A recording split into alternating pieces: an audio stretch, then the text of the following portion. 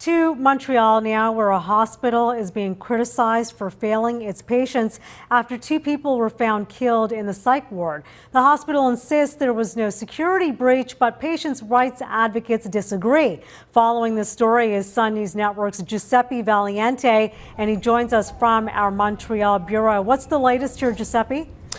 Well, the way the hospital handled these murders and the entire financing of Quebec psychiatric wards has come under criticism, and the debate has been rekindled as to the financing of Quebec hospitals. A 31-year-old man was allegedly caught strangling a 71-year-old woman in a psych ward at a hospital in Montreal's North End.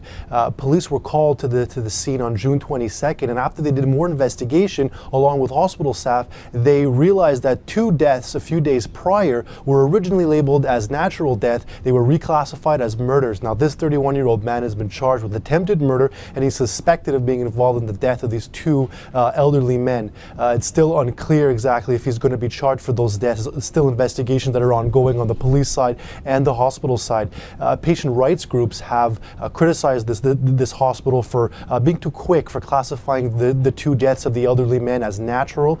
They said that psychiatric patients across the province consistently report abuse, verbal, physical abuse from staff, and they're under cared for. The unions blaming the budget cuts that the hospital faced, that the psychiatric faced in last year's budget, and also the head of Quebec's College of Physicians, the former head of Quebec's College of Physicians said that there is a chronic underfunding of Quebec psychiatric wards. He said that when a hospital's budget is cut, it's often the psychiatric wards that are cut first. All right, so a lot of fingers being pointed in every direction.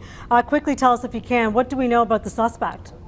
Well, what we know is that he has a violent past. The man is called Idelson Guerrier, 31 years old. He used to work at a slaughterhouse about 50 kilometers north of Montreal. He was fired mid-June, 3 days before the first elderly man was found dead, and the same day that Mr. Guerrier was admitted to the hospital. Someone that QMI spoke with, who said he was quite close to Mr. Guerrier, said that he has ties with street gangs. He has a violent past. He also was paranoid in the few days before being admitted to the hospital, said that the mafia was after him and other members of organized crime were after him. We know that he was arrested 9 times since 2003. He was convicted in 2006 for assault and obstructing the work of a police officer. However, he did not face any jail time. We also know that a few days before this incident at the hospital, he was in court for allegedly assaulting a coworker.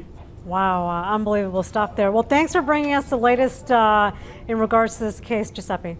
Okay, thank you. That's Giuseppe Valiante reporting from our Montreal bureau.